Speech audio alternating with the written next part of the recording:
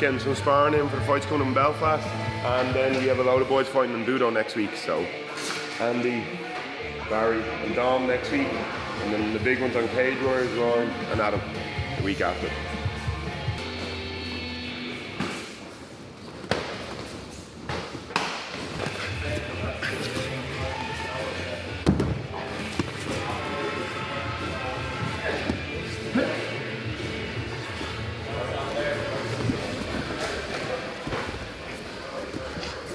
Yeah, feeling great. What's been good about the last couple of fights for me, like I fought in December, fought in April, 1st of April, now I'm up again in June, so it's just been going from fight to fight, no big layoffs in between, so that sort of suits me. So everything's just ticking away nicely. How do you feel you're settling into the longer rounds, the addition of the elbows and things like that? Yeah, great. Like, you know, we would have been, like, since I joined this gym, like, you know, there would have been pros here, so I would have been jumping in on 3-5s all the time, feeling the different pace and the longer round durations. And then with Chris and then Phil White as a striking coach, we'd always be messing around with knees to the head and elbows. So it wasn't any major adjustments for me, to be totally honest with you. It felt quite seamless. So, and then in terms of lifestyle, I've always sort of had a full-time training schedule and fully committed, so nothing really changed on that end. Probably my first 3 pro fights, they were all grapplers. So, or looking to get it to the ground anyway, I was, you know, focusing on my takedown defense stuff. So, but then at the same time, I reckon this fight could go the same way, because me and James are both strikers. If it's not working out for somebody, it's gonna go to the ground. Like, you can't keep doing the same thing. I'm confident it's going to be going my way, of course, but I reckon at the start it's going to be a good banging striking match. He brings more of a traditional kickboxing sort of style, and I bring more of a taekwondo-y type of base, although I can mix it up, but I think it's going to be a good, exciting striking match from the get-go.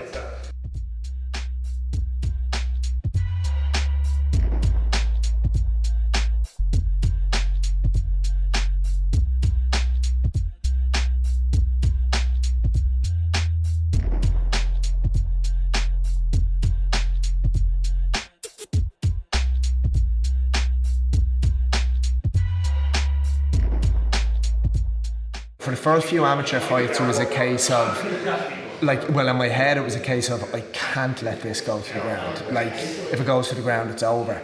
Whereas now, like, it is sort of like, although I'll always prefer fights on the feet, like, you know, because I did it for so long.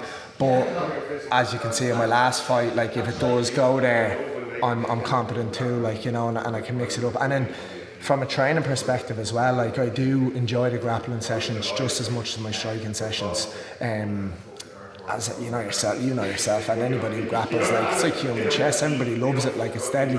So yeah, look, wherever it goes, we'll figure it out from there. So I'm lucky here that when I've been doing my 3-5s, I've been able to do it with Leon Hill and Roman David, 2 solid lightweights, and they both bring, like, different styles. Like, you know, they're both really well rounded, and then they have different preferences. Like, they can bring a heavy grappling style, they can both strike, they can put pressure on, they can counter, and they're big lightweights too, like, you know. And as far as I know, James's last, I don't know if it was all his fights or most of his fights were at welterweight, so I reckon he's going to be a big boy coming down too. But Leon and Roman are solid, so I'll be well used to the size in there and the strength anyway.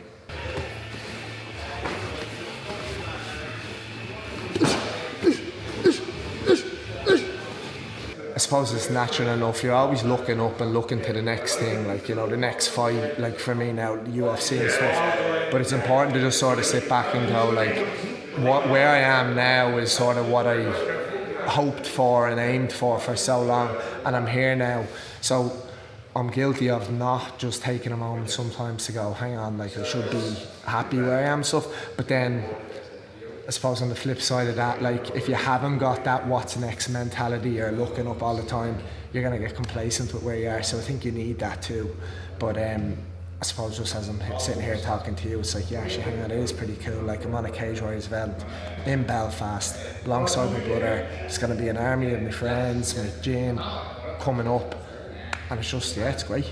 Couldn't ask for anything better. Yeah. Do you feel any pressure at all at that big stage, or is that something you're used to from your previous experience? Yeah, I'd be used to that. Like, now, even still, like, if it's that numbers, if it does go sort of north of 3,000-4,000, would have never fought in front of that many people, but I reckon, like, you know yourself, when you're in there, it doesn't really make a difference. Like, you know, you're in there in front of the person and it has to be game day. But I reckon on the walkout it'd be a bit like, Jesus, you know, this is savage. Like, you know, so I hope it does live up to its sort of capabilities, and everybody gets as many tickets, sells as many tickets, it gets the people there. From my background and like tournament style taekwondo and kickboxing, like there wouldn't really be crowds. Like, you know, you'd be in different countries, and yeah, you'd have like the Irish team around you, but it's more of a subdued atmosphere compared to an MMA event. And then early amateur, for my amateur career, like a good few of my fights were in the UK, so didn't bring many people there. Then my first pro fight was behind closed doors. Then the cage conflict one, me and Ryan had a decent crowd for that, and even that was when I was walking out for that, was a bit like, Jesus, that was a bit of a pop, like, you know, and I reckon this is going to be way more than that, so yeah, I'm looking forward to it. It's going to be interesting. Yeah, well, first things first, if you can get yourself a ticket, don't miss it. Link is in my bio, and then if you can't make it, UFC Fight Pass.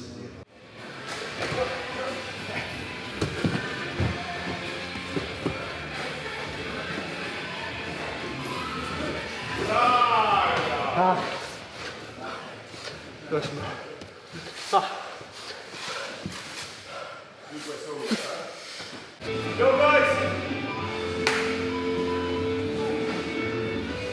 Everything's firing now at the right time.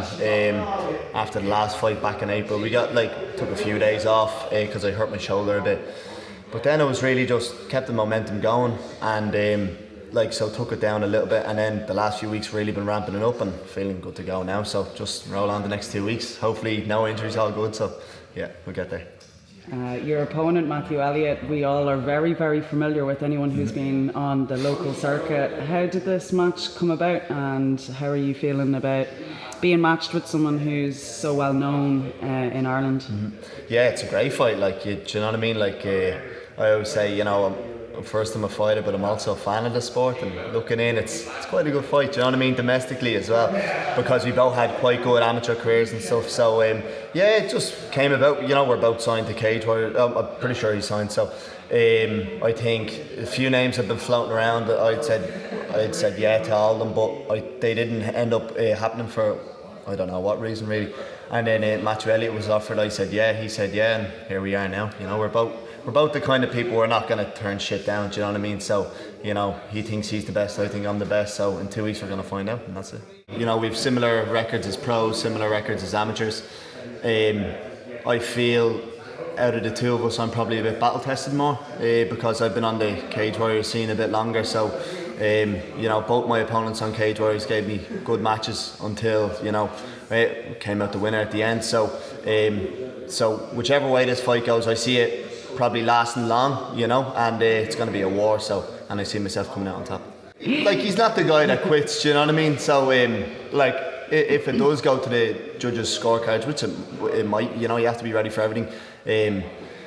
But, you know, I know I'm not quitting anyway. So, yeah, I think it's going to be a good one. It's going to be a bit of a barn burner, I think. If you could talk maybe just a little bit about that, say the Clan Wars fight. You seemed quite frustrated and angry from where I was sitting. Yeah, can you tell me a little bit about that process, and even though coming out with the win? So it was stopped at the end of the second. I think from what I gather in the second round, I'd hit Alex with a few big elbows, and he wasn't able to continue. And like, I wasn't angry like towards the opponent or anything like that. It's just, you know yourself with the outcome, like when it's stopped sort of prematurely, you want that finish. You want the ref to be dragging you off somebody. You know, I know it sounds a bit mad, like, but we're all looking for that at the end of the day.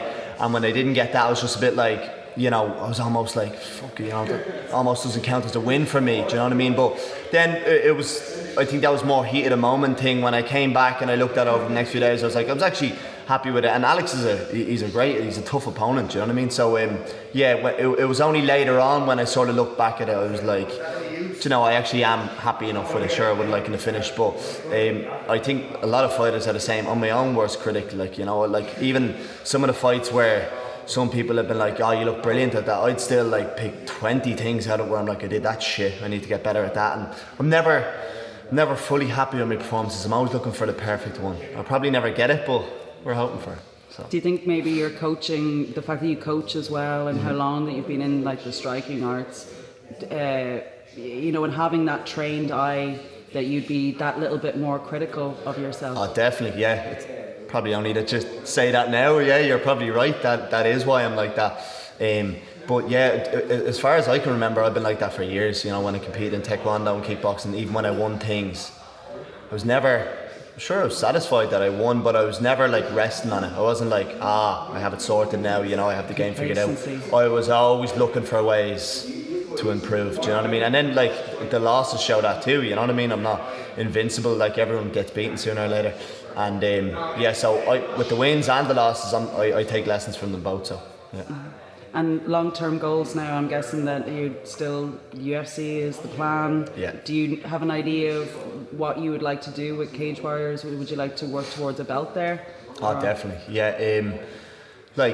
I never like predicting things too much because you don't know. Like this time last year, I just made my pro debut, do you know what I mean? And here we are now, I'm looking to go for my 5th pro fight. So I probably didn't think I'd have gotten this far along back last year. So who knows where we'll be June 2023, do you know what I mean? So all I know is I'm happy as fuck with Cage Warriors, so and I'm willing to I want to stay there, and I want to test myself against the best. That's why I'm here, and provided that I get through all the challenges, the UFC inevitably is going to come. But yeah, it would be nice to eventually one day get that Cage Warriors title. That'd be a nice captain stone in the end of it all. I think with all the lads that train here, they're very well rounded, like I've been doing particularly a good bit with the more grappling lads, and some of the lads when they're coming out to spar me, they're focusing more on the grappling more so than the striking. So I've just been ticking that box, but more so than anything, I can't focus too much on one aspect of the game. You know what I mean? At the end of the day, it's a mixed martial arts contest, so I've just been sort of doing the same thing, preparing with the same people, and we're going to get the job done. Like regardless whether you're coming up for our fight or not, there's loads of other good fights on it. Do you know what I mean? You've got Reese and Justin Burlinson headlining the show. That sells itself, I might try and, I don't know whereabouts I will be on the card, but wouldn't mind watching that one myself. It's the best in Ireland and the UK all coming up against each other, so why not go, do you know? I've been at a good few of the amateur shows lately, like Irish MMA is just booming again, do you know what I mean? From the amateurs right up to the pros, just seems to be really, might have dipped off for a few years, but it's back now and it's better than ever, so. Yeah, do you think maybe the pandemic had a little bit to play in that, and that a lot of people realised they were about to lose something that they really loved? Absolutely, yeah. I remember having a few weeks and months to myself as well, where there are no fights coming up, sort of just twiddling my thumbs really, There's only so many times you can box the hell off Adam out the back garden. He's going to kill me about that watch. But we kept busy anyway, and to be honest, the longest time I went without a fight was about 11 months. And do you remember I jumped in short notice on that Clan Wars one, and then I suppose 2021 I ended up getting the 3 fights in, so that's a pretty nice year. And then 2022 the shows are just back and better than ever, so there was like I'd say one year where it was rough with no fights, but we're back to it now, so.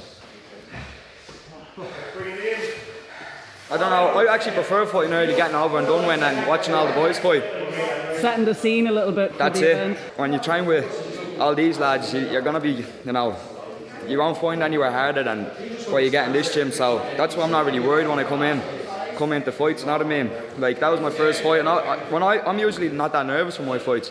I'm more nervous for all the boys fighting, That's me just, thinking about 7 or 8 amateur fights, and then pro hopefully. But I'll go pro whenever Chris tells me to go pro. Whenever the boss says I'm ready, that's when I'm going to go pro, That's the plan. Are you excited with travelling with the team? Oh yeah, 100%.